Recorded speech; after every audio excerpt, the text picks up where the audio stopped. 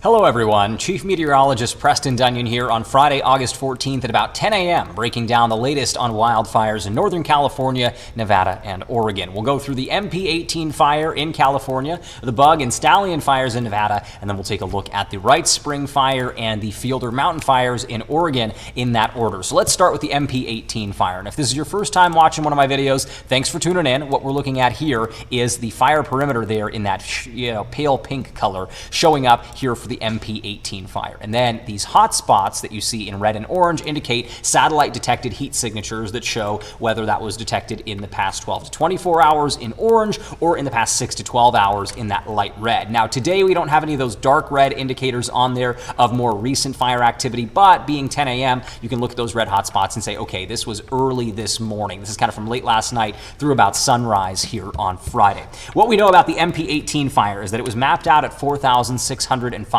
acres this morning, just about a 670 acre increase in overall size. And containment did go down from 6% to 5% in the latest report, but overall work from crews has been pretty successful.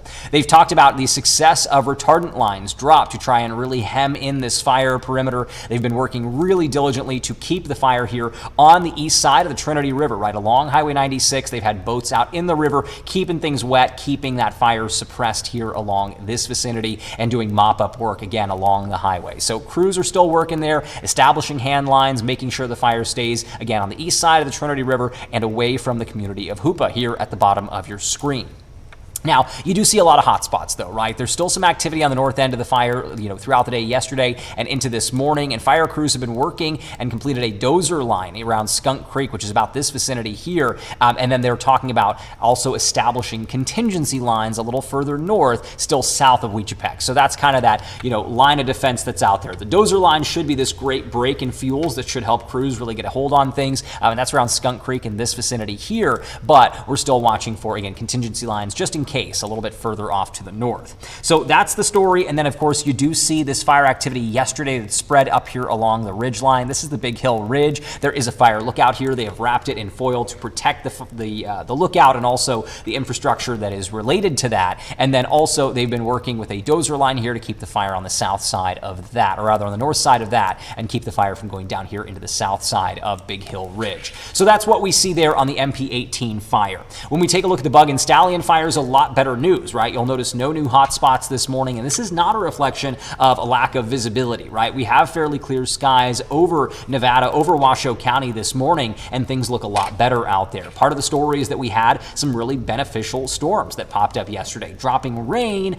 down on the ground and really damping down any fire activity that had popped up. So that was really a positive, and of course fire crews doing great work as well. Let's talk about both of these. So first you're looking at the Bug Fire here that was active in both Lassen County and here in Nevada in Washoe County. This one is now mapped at 91,125 acres on Friday morning, an increase of about 2,700 acres from yesterday. But containment is up significantly from 3% on Thursday to 31% here on Friday. So huge improvements there on the Bug Fire. Shifting over here to the Stallion Fire, burning just south of Pyramid Lake near the community of Nixon. This is one that has also seen some major improvement in recent days. From erupting out there on Tuesday morning into Wednesday, and now here on Friday, we're talking about a fire that went from 0 to 20,000 very quickly to now today an increase of just 1 acre in its mapping, which to me sounds like it's more of a rounding error that was being accounted for rather than any actual growth in the fire. So the Stallion Fire really sat still yesterday, and containment is up from 0% to 44% as we head into Friday. So great improvement out there, and again, no hot spots detected this morning.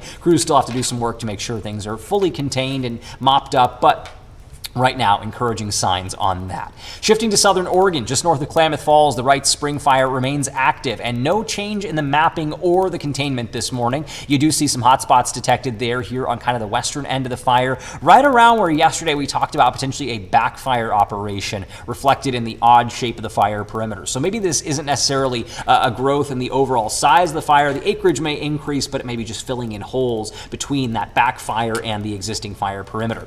Also some activity on the southern southern flank of the fire, but that looks a little older and more limited than it has been in recent days. So positives in that sense. Again, this is at 53,060 acres and 6% containment. No change in either of those numbers since yesterday.